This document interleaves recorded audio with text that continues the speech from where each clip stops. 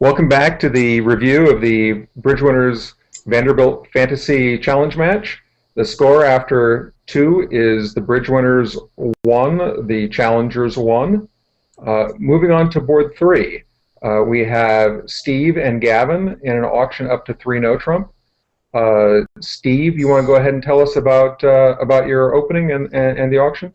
Yeah, well, we play standard, and I'm supposed to open 1 diamond in our methods, but having 4 little diamonds just is despicable to me to open 1 diamond. So I went against our system and opened 1 club and hoped nothing bad would happen to me. Right. So over 1 club, my way of showing a good hand in support of clubs is 2 clubs, limit raise or better, inverted minors, and our agreements over 2 clubs were just that Steve could bid stoppers at the 2 level or bid 2 no trump, which would be forcing to at least 3 clubs. And so when he bid 2 no, I can't bid 3 clubs because it's not forcing. We actually played that 3 of a major is shortness, and we also played the 3 diamonds as either a balanced slam try or shortness. So so I bid 3 hearts showing shortness, and Steve bid 3 no trump. No, I had again a really hard decision about whether to drive past 3 no trump or stop, and I felt like Steve knew I had short hearts and bid no trump, therefore I can count on him for a certain number of points in hearts. The holding he ended up having, king 4th, was on the really low end for high card points wasted in hearts. I didn't think there was much risk in us going down in 3 no trump when it turned out that since he only had a single stopper and he only had 3 clubs, that we really were in danger in 3 no trump. But I wasn't too worried about that, and my big fear of going past 3 no trump was that he would have a lot of high card points in hearts, ace queen jack, ace king jack, and to the point where we might just be off 3 tricks in 5 clubs. Yeah, I think Gavin had a really, really hard bid over 3 no trump because normally I would bid stoppers up the line over the inverted 2 clubs. So if I had 3 little diamonds, I would bid 2 hearts because I wouldn't want to bid 2 no in case they're peeling the whole diamond suit. So if Gavin was aware of that, he would take the inference that I have 4 diamonds, and if I have 4 diamonds, I have to have 4 clubs unless I psyched a club, which I did. And so now he knows I'm 4-4 in the minors, and it's pretty close. There's a lot of hands that make slam. There's a lot of hands with safety of 5 clubs or 4 no. So Gavin's close to following through with 4 hearts, but once again, I'm not sure if it's right for him to or not. I mean, it's pretty cool. The thought of the fact that I had ace, king, queen, jack of diamonds and Steve Vituno, it didn't occur to me that might mean that that should mean he would have 4 diamonds for his 2-no bid, because at the time I thought he might bid 2-no with 10-9 third of diamonds and some balanced hand, but I mean, I hear afterwards that he would not bid 3 no trump with that 2 no trump over 2 clubs with 10-9 third of diamonds and stoppers in both majors. But the thought that he didn't have a stopper in diamonds, it's funny that it just went completely past me, but it's really interesting. Now, did 2 no trump show a maximum weak no trump, or was it just any balanced hand that thought it was appropriate for 2 no? It didn't show a maximum, but 3 clubs would be the most negative bid I could make. Okay. So bidding a stopper or bidding 2 no is more positive than 3 clubs. Typically over 2 no, if I had a game going hand, I would raise, and if I had just an invitational hand, I would just retreat to 3 clubs, and at that point he could still bid 3 no trump with a maximum. Okay. Next, Steve, could you take us through the play? I'll start us with the opening lead here. Sure. Well, I have the first trick is with the king of hearts is 1. I have 4 diamonds is 5, and the ace of spades is 6, and the ace king of clubs is 8. So it would seem like I'm going to try to make a combination play of clubs 2-2 or the king of spades onside, just on the surface, and that was my plan to get to eventually, unless something changed my mind.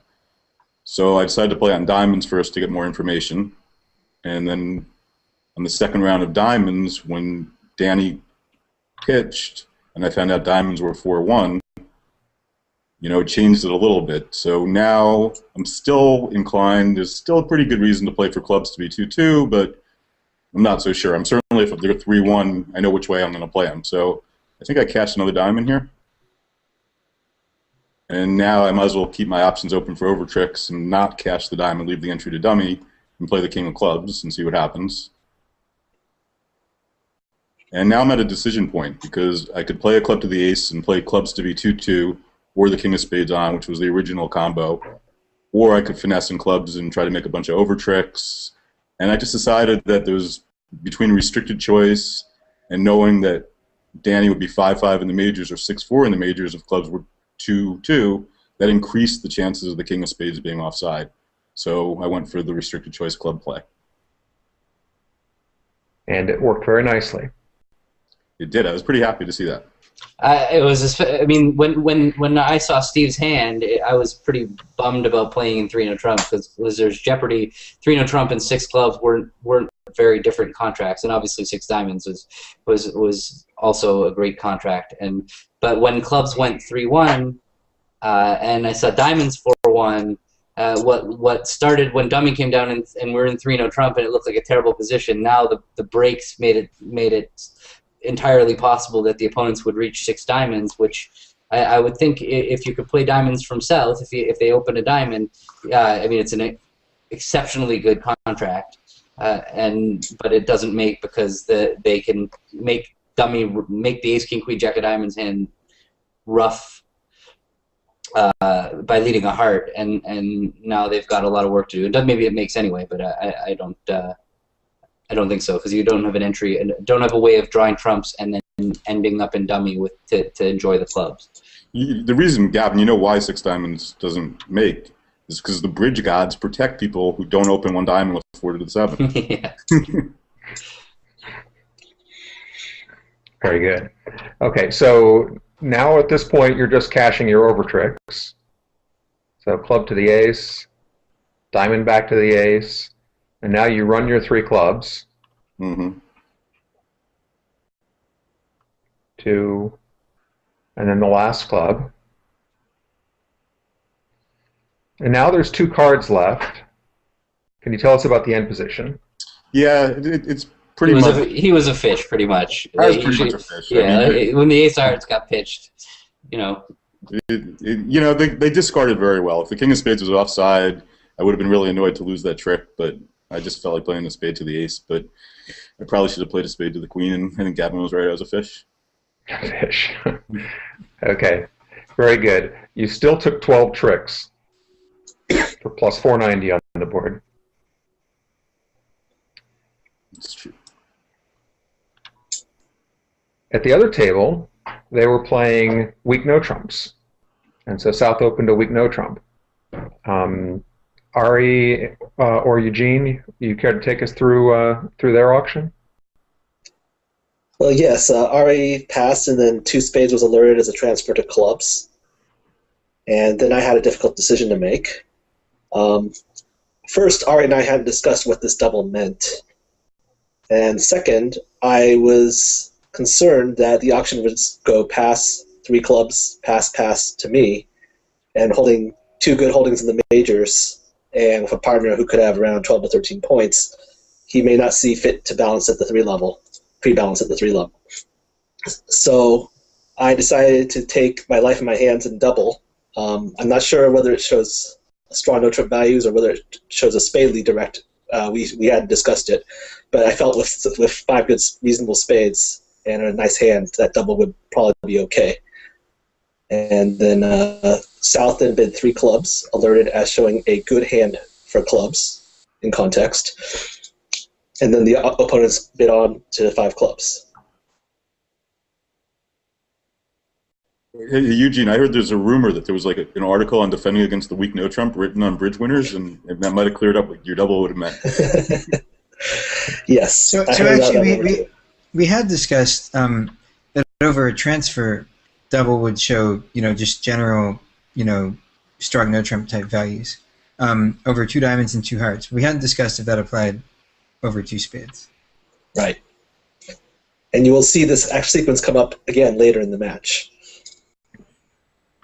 The weak no trump is a lot of volatility. I hate playing against it. So against 5 clubs, Ari, you led your partner's suit. Did you think it was your partner's suit, or did you think your partner should have strong hand? I I didn't really know, but I thought more likely than not that he probably had, good enough spades that he wanted to, you know, have a spade lead. I mean, I didn't think that he was going to have a bad holding in spades, certainly. Eugene, can you tell us about your jack at trick one? Yes. So the jack is a discovery play, and I understand it's possible, theoretically possible, that partner could be underleading the ace here because I doubled. However, I did have some other information. So when dummy came down, dummy had 13 points, and I had 12. So that left 15 for Ari and Declare. And Declare showed 11 to 14 in the bidding. If Ari had the ace of spades, then that would leave very little for Declare. And Declare also showed a good hand over my double. So I felt the ace of spades was pretty much marked in Declare's hand. So I put in the jack to see whether my partner had the queen of spades or not. It's not clear whether I need to do that, but I just didn't think that Declare could have bid this way without the ace of spades. Okay. So continuing the play, Declare wins the queen of spades, cashes the ace of spades, plays a diamond, and now starts on clubs. Finding the same singleton jack.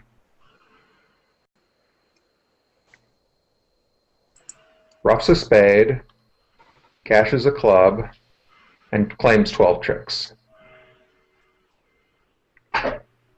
So there was really no opportunity to take a restricted choice play in clubs, at least not in that direction, because he needed to rough the spade. Any comments on Declare's play or any thoughts or improvements? I mean, just slightly that when his crossing to a diamond didn't have any positive effect on the hand. So if he was gonna, but it wasn't really a big deal. But it risked getting roughed, and I'm sure that there was a layout where that could matter, where you're just playing queen of spades, ace of spades, king of clubs, club to the ace, and then, or even playing clubs before you cash the queen of spades. Roughing a heart over and then trumping a spade is probably the safest route, just slightly safer. That seems right. Making 12 tricks in clubs, scored 420, which loses 2 imps to the 12 tricks scored in no trump. So 2 imps to the bridge winners team, who now take the lead 3-1. Moving on to board 4, we see that Gavin starts the auction. Gavin, you want to tell us about your opening? Sure. I mean, we play, a good 14 to 17 no trump, and this is certainly a good 14 count. I've got a nice suit, and I also when I have an open 1-0 with a 5-card major, I like it a lot when I have 3 of the other major, because there's nothing worse than opening a no trump with a 5-card major on a 14 count and having your partner transfer to your doubleton major. This, I just feel like it's right in the sweet spot for my range, and opening a heart and hearing my partner bid a no trump and having to bid, respond to it. Just this seems like an easy 1-0 for me. Okay. And Steve, do you want to tell us about your statement sequence? Yeah, well, I was planning on bidding 2 clubs and then bidding 2 spades if Gavin bid 2 diamonds, which would be a light invite in spades, the way we play. And when he bid 2 hearts, now I started giving him hands with like the aces, even 4 aces. We have no play for game, basically, where there are a lot more hands where we can make 4 spades than 4 hearts, but I didn't want to bid 2 spades over 2 hearts. If he has 5 hearts, we might have a play for game. If he has a super maximum, it might be a decent game. But we could also have jeopardy at the 3 level, or get to 4 and go down 1 or 2. So I felt like the overall odds were better just to try to play 2 hearts. So that's an interesting concept you bring up. So if you bid 2 clubs and your partner bids 2 diamonds, 2 spades by you would be what you said, a light invite? Right. Because I could have transferred to spades and then bid 2 now, which would be a normal invite. Which would be a normal invite, I see. And does that set spades as trump in terms of your light invite, or can you still play other strains after that? Well, we hadn't really discussed it, but I would think that if he bid 3 of a minor over 2 spades, he probably had a 6-card minor, and he just wanted to play there. And if he bid 2 no, I would think it's forward going, but not forcing. But typically over the late invite, I'm most often going to act when I have a spade fit. It's only some exceptional hands where I'm really on the high end with honor and a spade or something. I might bet 2-0. But typically I'm just going to pass 2 spades or raise spades. Those are going to be the most normal actions over that bidding. Okay, thank you. Can you take us to the play, please, Gavin? So they led a trump, and so it didn't seem like he'd be leading a singleton trump here, but it was possible. Yeah, the only holding I really didn't think he led from was king and 1. So if I remember right, I think I just went to dummy with a spade before I played a trump up, and in case it was king third onside, and when it wasn't, I just knew I had 2 diamond losers and a heart loser, and I'm on a club finesse if they shift a club, so I was going to make my hand make it no matter what. I had a heart, 2 diamonds is 3, and a club for sure is 4, maybe 5. So okay. Didn't put too much more thought into the play. Okay. As you played it out, you went ahead and cashed spades. Right, when hearts went 3-1, now I had the chance of trying to cash some number of spades and discard a loser, and they obviously got a count signal wrong in spades, I would guess. Or perhaps he was deciding to... Did he pitch a lot, or did he pitch once? I don't really... He pitched on the 3rd round of spades. He pitched the 3 of clubs on the 3rd round of spades when he had the option of ruffing with the king of hearts. It's funny how little part score deals with no over tricks don't leave. I mean, with just over tricks, not in the range of game, they leave. I probably wouldn't have remembered what happened on this hand, during the next hand, because once I knew I had my 2 heart contract locked in, it was like, okay, next hand. Okay. Finishing the hand, he did ruff the 4th spade, and then they did get a diamond trick, and then they had 2 club tricks coming after this, so he won the ace, won the queen, or cashed the queen. At that point, you're able to claim, making 9 tricks in 2 hearts. At the other table, it looks like the auction was much more lively, spurred by a rather aggressive 5-card vulnerable preempt by Ari. Ari, would you like to tell us about your thinking on this one? Yeah, I very rarely open a 5-card suit week 2 when I'm vulnerable. But this hand just had everything going for it, I thought. I mean, I have a singleton, I don't have a 4-card major, I have a singleton in the major, and most importantly, I have a very good suit, ace and queen. It's going to be harder for them to double me when it's right. I really want the diamond lead. And again, by misstating my length, maybe something good will happen also. So I thought it was a very easy 2-diamond bid, to be honest. I like it. Cool. Well, it worked very well as it became difficult for North-South to stop below game. Any thoughts on the North-South choosing to push on to game on these cards?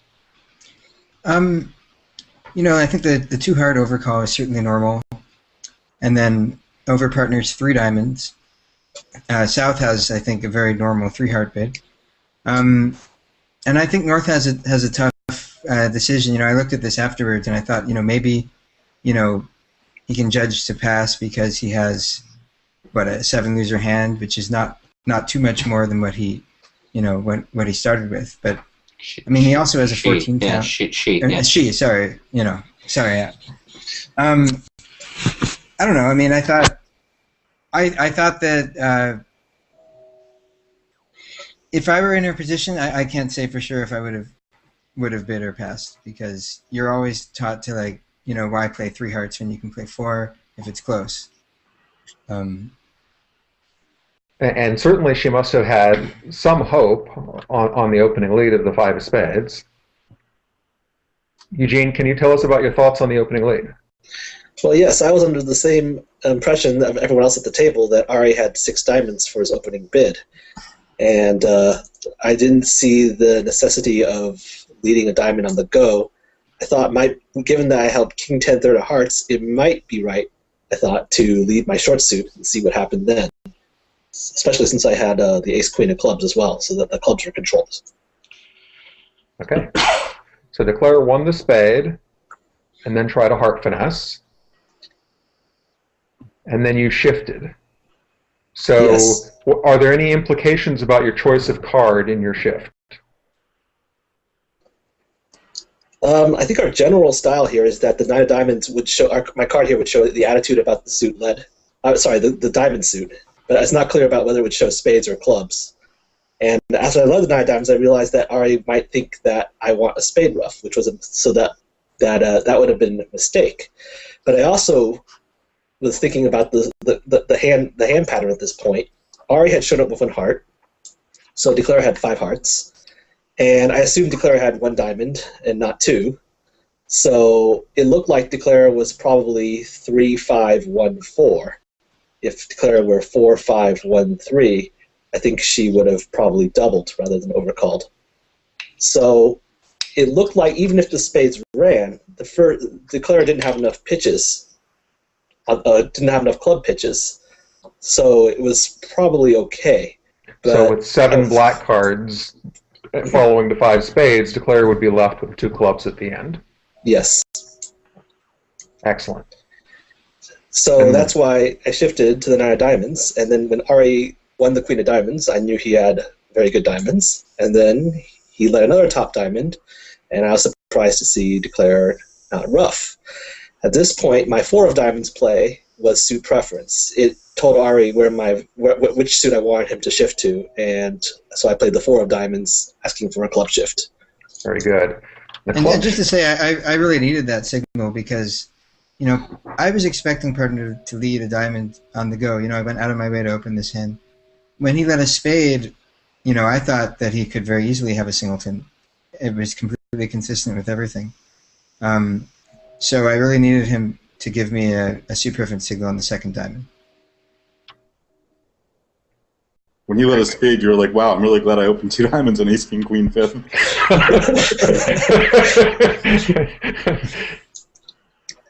My partners never lead my suits either. Okay, and then after the club shift, Eugene, you were able to cash out for down 2. And I think we're now just waiting for a declarer to pull trump and claim. So it's interesting that if you did in fact have 6 diamonds, you would have had to find the club shift after the first diamond, which and that would have been difficult.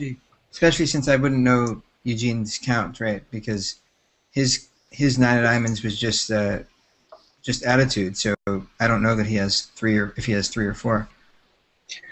Right, but as I said, I didn't think Declare could pitch enough club losers on the spades, given that he had 6 cards in the red suits. If Ari had 6 diamonds, right. But it wasn't. Were you worried that partner was going to try and give you a spade ruff, like to win the diamond and give you a spade ruff?